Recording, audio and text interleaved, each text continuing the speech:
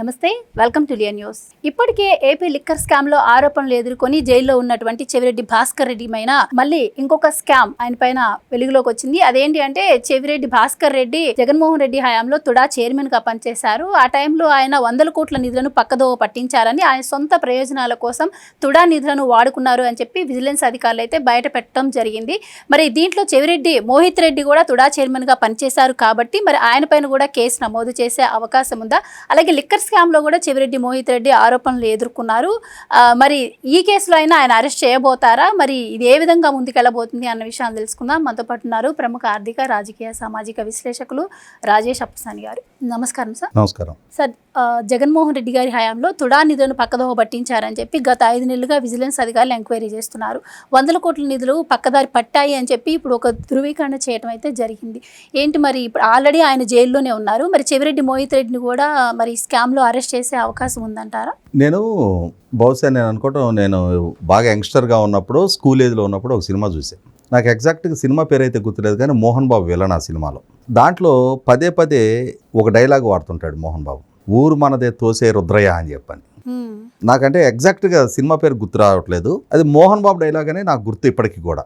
అలాగే చెవిరెడ్డి భాస్కర్ రెడ్డి కూడా వాళ్ళ కొడుకు మోహిత్ రెడ్డికి తుడా మనదే దోచేయి మోహిత్ అని చెప్పని ఉపదేశం చేశాడు. మోహిత్ రెడ్డి కూడా సహజంగా పిల్లలు ఏమనుకుంటారు, my father is my first hero అనుకుంటారు కదా. వాళ్ళు చూస్తా పెరిగే క్రమంలో తండ్రే వాళ్ళకి మొట్టమొదటి గురువు. తండ్రి పక్క వాళ్ళతో ఎలా మాట్లాడుతుంటే అదే నేర్చుకుంటారు. తండ్రి మంచి పనులు చేస్తుంటే వీళ్ళు మంచి నడత నడుస్తారు. తండ్రి నలుగురికి సహాయం చేస్తుంటే వీళ్ళకి కూడా సహాయం చేయటం అనేది అలవాటుగా మారుతుంది. తండ్రి పక్కవాడికి మర్యాద ఇస్తుంటే, ప్రేమగా చూస్తుంటే వీళ్ళు కూడా అలాగే పెరుగుతారు. అలా కాకుండా వీళ్ళు ఎదిగే క్రమంలో తండ్రి తాగుబోతూ, తిరుగుబోతూ, కుటుంబ బాధ్యతలు లేనాడు, అల్లరి చిల్లరకు ఉండేవాడు. అలా చూస్తే దాని ప్రభావం వీళ్ళ మీద కూడా ఉంటుంది. ఒక దౌర్జన్యకారుడు, ఆక్రమణదారుడు కొడుకు, బరితెగింపు రాజకీయాలు చేసే అతని కొడుకు ఆ నీడను పెరిగినప్పుడు ఆ విధమైన వైఖరితోటే మోహిత్ రెడ్డి కూడా పెరుగుతాడు. కాబట్టి మోహిత్ రెడ్డి చెవిరెడ్డి భాస్కర్ రెడ్డి కంటే భిన్నంగా పెరుగుతాడు, భిన్నమైన రాజకీయాన్ని ఎంచుకుంటాడు అని చెప్పని మనం ఎలా ఆశిస్తాం? మనం చూసాం కదా, చెవిరెడ్డి మోహిత్ రెడ్డి అలాగే పులివర్తి నాని గారు అభ్యర్థులుగా పోటీ చేశారు. ఎన్నికలు పూర్తయిపోయాయి. ఆయన లెక్కింపు కేంద్రం దగ్గరికి వెళ్తే ఇంతలో ఇనప సమ్మెటలతోటి ఈయన మనుషులు ఆయన్ని చంపేయడానికి ప్రయత్నం చేశారు. అదృష్టవశాత్తు గన్మెన్ ఫైర్ ఓపెన్ చేయడానికి ఆయన కాపాడబడ్డాడు. లేకుంటే ఏంటి ఆయన పరిస్థితి? ఆ గన్మెన్ల మీద కూడా ఇనప సమ్మెటలు తీసుకొని దాడి చేశారు. అటువంటి వైఖరితో పెరిగిన చెవిరెడ్డి మోహిత్ రెడ్డి ఇవాళ తుడా చైర్మన్లుగా తండ్రి దోపిడీకి కిటికీలు తెరిస్తే ఈయన ద్వారాలు తెరిచాడు. Tirupati urban development authority TUDA, దాంట్లో వీళ్ళ హయాంలో తుడా ద్వారా లేఅవుట్లు వేశారు. ఆ లేఅవుట్లో ప్లాట్లు ఒక 350 కోట్ల రూపాయలు నిధులు సమీకరించారు. అదనంగా తుడా దగ్గర ఇంకొక 150 కోట్ల నిధులు ఉన్నాయి. ఈ 500 కోట్లు హారత కర్పూరం చేశారు. చేసింది కాక ఇంకొక 140 కోట్ల రూపాయలు అప్పులు మిగిల్చారు. అంటే వీళ్ళ పాలనా హయాంలో తుడా ద్వారా ఆదాయం సంపాదిస్తే ఆ సంపాదించిన ఆదాయాన్ని కూడా కాదని చెప్పని అప్పులు మిగిల్చారు. 640 కోట్ల రూపాయలు ఖర్చు పెట్టినట్టు. ఇప్పుడు దేనికి ఖర్చు పెట్టారు? దాని ద్వారా జరిగిన అభివృద్ధి ఏంటి వాళ్ళ హయాంలో? అంతటి అభివృద్ధి వాళ్ళు చేస్తుంటే అంతటి మెజార్టీతో ఎందుకు ఓడిస్తారు ప్రజలు? మొన్న ఇక్కడ ఇతను బోమన కరుణాకర్ రెడ్డి కొడుకు అభినయ్ రెడ్డి, అతనేమో తిరుపతి డిప్యూటీ మేయర్. ఈ కరుణాకర్ రెడ్డి ఏమో టీటీడీ చైర్మన్.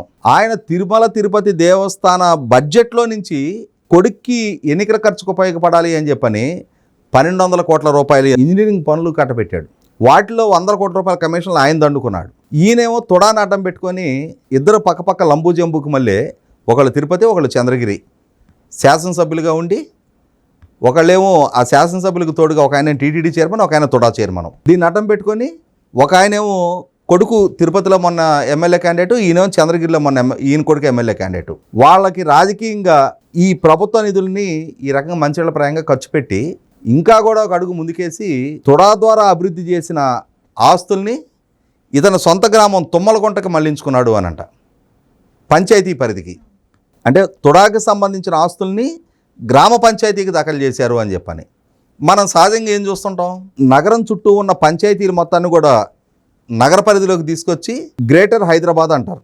గతంలో హైదరాబాద్ మున్సిపల్ కార్పొరేషన్ అని ఉండేది, ఎర్రగడ్డ వరకు ఉండేది. తర్వాత Kukatpally municipality, Serilingampally municipality, Ramachandrapuram municipality, Patancheru municipality, Quthbullapur, ఇట్లాంటి మున్సిపాలిటీలని గ్రామాలని మండలాలన్నింటినీ కూడా నగర పరిధిలోకి తీసుకొచ్చి గ్రేటర్ విశాఖ మున్సిపల్ కార్పొరేషన్ అని చెప్పని చేశారు, జీవీఎంసీ అని చెప్పని. అలాగే తిరుపతిని కూడా మహానగరంగా మార్చాలని ఎవరైనా చూస్తారు, చుట్టుపక్కల ఉన్న గ్రామాలని తిరుపతిలో కలపాలని చెప్పని చూస్తారు. ఈయన తుడాకి సంబంధించిన ఆస్తులు గ్రామాలకు మలిపాడు. అంటే గ్రామాలని నగర పరిధిలోకి దాటం కాదు, ఈ తుడాకి సంబంధించిన ఆస్తుల్ని గ్రామాలకు మళ్లించాడు ఈయన. అభివృద్ధి ఏమో తుడా నిధులతోటి, అనుభవించేదేమో వాళ్ళ గ్రామ పంచాయతీ.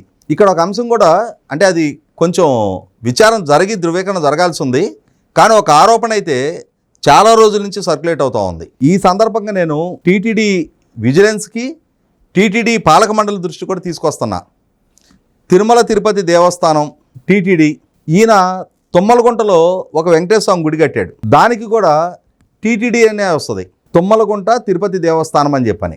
ఈ టీటీడీకి వచ్చే నిధుల చెక్కులు కొన్ని ఈ టీటీడీకి మళ్లించుకున్నాడు అని చెప్పని ఆరోపణలు ఉన్నాయి. దాని మీద కూడా లోతైన విచారణ జరగాల్సిన అవసరం ఉంది. ముఖ్యంగా టీడీఆర్ బాండ్ల స్కామ్ కూడా బయటికి రావాల్సిన అవసరం ఉంది కదా. టీడీఆర్ బాండ్ల వ్యవహారం కరుణాకర్ రెడ్డి అండ్ బ్యాచ్, ఇతని మీద ఏం చెప్తాడు, ఈ మద్యం కుంభకోణంలో కోర్టుకి తీసుకొచ్చిన రోజల్లా సౌండ్ పొల్యూషనే. పెద్ద పెద్దగా రంకులు వేసుకుంటా, నేను అమాయకుడిని, ఆణిముత్యాన్ని, స్వాతిముత్యాన్ని, అన్యాయంగా నన్ను అరెస్ట్ చేశారు, నేను మద్యం జోలికే వెళ్ళను, నేను వేద పాఠశాల నిర్వహిస్తున్నా. మద్యం జోలికి వెళ్ళావని నిన్ను ఎవరు అనలేదయ్యా, నువ్వు ఆ మందు అమ్మావని. ఆ మద్యం కుంభకోణంలో డబ్బులు హ్యాండిల్ చేసావు, ఆ డబ్బులు మింగావు. నువ్వు మద్యం తాగావని ఎవరు ఆరోపణ చేయలా, అది కాదు కేసు. డబ్బులు మింగావా లేదా? ఇప్పుడు తుడా నిధులు నువ్వు నీ కొడుకు ఇన్ని వందల కోట్లు దుర్వినియోగానికి పాల్పడ్డారా లేదా? ఆ పెద్ద పెద్ద గొంతేసుకొని అరుస్తూ ఉంటావు కదా, ఇప్పుడు వీటికి కూడా వివరణ ఇవ్వు. వీటికి కూడా సంజయ్ నువ్వు నీ కొడుకు ఇచ్చే తీరాలి ఖచ్చితంగా. మోహిత్ రెడ్డి గతంలో పులివర్తి నాని గారి అంశంలోనే 41 నోటీస్ తోటి తప్పుకోగలిగాడు. ఇప్పుడు ఈ మద్యం కుంభకోణం అంశంలో తుడా వాహనాలని దుర్వినియోగం చేశాడు. అతని కంపెనీ మీద చేసిన దాడుల నేపథ్యంలోనే ఇవాళ చిత్తూరు వైసీపీ అభ్యర్థిగా పోటీ చేసిన ఎర్రచందనం స్మగ్లింగ్ కేసులు అక్యూజ్డ్గా ఉన్న విజయసింహారెడ్డి ప్రమేయం బయటకు వచ్చింది. అలాగే సునీల్ రెడ్డి ప్రమేయం బయటకు వచ్చింది. సజల భార్గవరెడ్డి ప్రమేయం బయటకు వచ్చింది. కాబట్టి ఈ ఒకళ్ళకొకళ్ళు ఉన్న ఈ లింకులు మొత్తం ఎస్టాబ్లిష్ అవుతున్న నేపథ్యంలో 5 సంవత్సరాలు వీళ్ళకి అధికారం దక్కితేనే ఇన్ని అరాచకాలకి, అక్రమాలకి, ఆక్రమణలకి పాల్పడ్డ వీళ్ళని ఎట్టి పరిస్థితుల్లో ఉపేక్షించడానికి వీల్లేదు. చట్టపరంగా కఠినాతి కఠినమైన శిక్షలకు గురి చేయాల్సిందే. వీళ్ళ ద్వారా జరిగిన ఈ దోపిడీని ఆ శ్రీవారి పాదాల చెంతనే కక్కిచ్చి ప్రజా జీవితం నుంచి వీళ్ళని శాశ్వతంగా బహిష్కరింపజేయాల్సిన అవసరం ఉంది. Thank you so much. Please subscribe to Leo News for more videos.